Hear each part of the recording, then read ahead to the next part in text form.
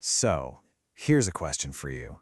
What happens when a government tries to fix one big problem, but in the process ends up creating an even bigger mystery? We're about to see how a US ban on Russian uranium might have unintentionally opened the floodgates for their closest strategic partner.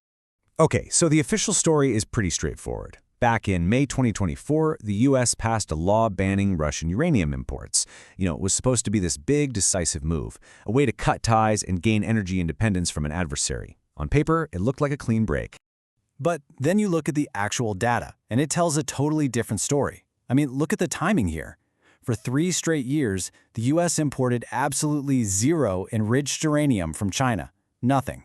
Then, almost the second the Russian ban goes into effect, imports from China just explode. We're talking nearly 300 metric tons. A flat line becomes a skyscraper overnight. And that brings us to the real question here, doesn't it? How does that even happen?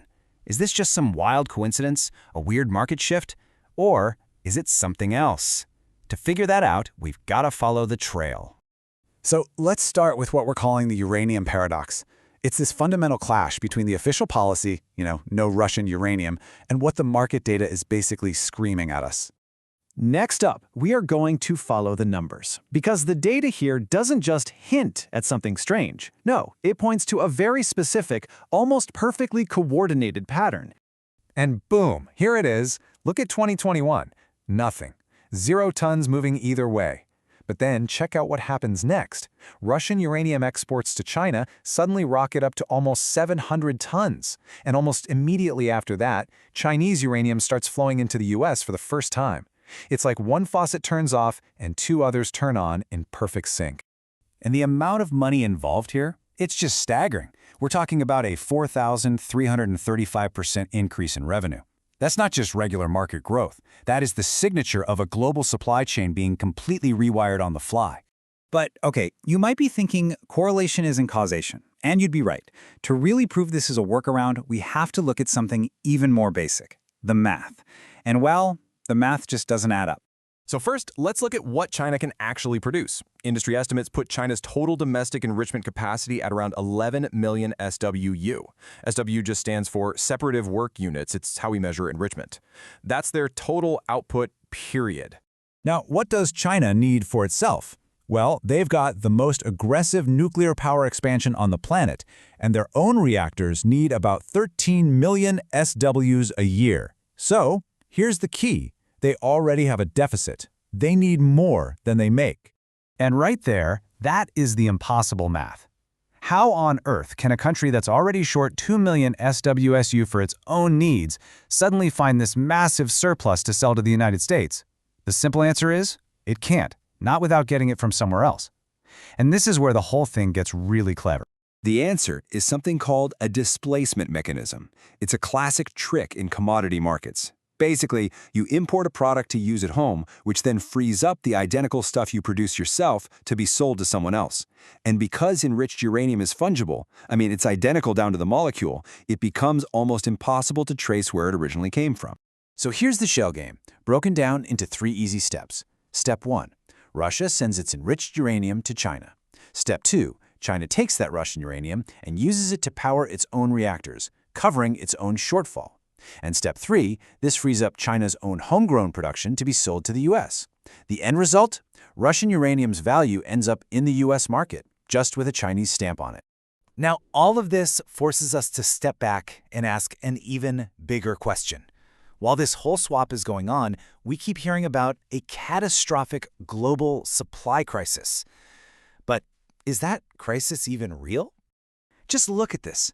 The story we hear is all about a looming deficit, which justifies higher prices and emergency actions. But the actual market data shows the complete opposite. The global enrichment market is in an 11 to 20% overcapacity. There's more than enough to go around. And this chart shows you who's really holding the cards. Russia and China together control more than half of the entire world's enrichment capacity. That gives them this incredible strategic power to shape not just the supply, but the story about the supply too. So, you can imagine this creates a massive political headache for US policymakers. They are well and truly caught between a rock and a hard place. And make no mistake, this isn't some fringe theory. The Department of Energy, the National Security Council, the Department of Commerce, they are all quietly running high-stakes investigations right now, trying to figure out if this is in fact a deliberate circumvention of the ban on Russian uranium. But here's the reality for the people on the ground. As one U.S. utility executive said, what choice do they have? They've got to keep the lights on for millions of people. And right now, China is one of the only places they can buy the fuel they need at scale. And that leaves Washington with this just brutal choice. On one hand, you could block the Chinese imports, but then you risk shutting down nuclear reactors that provide a fifth of America's electricity.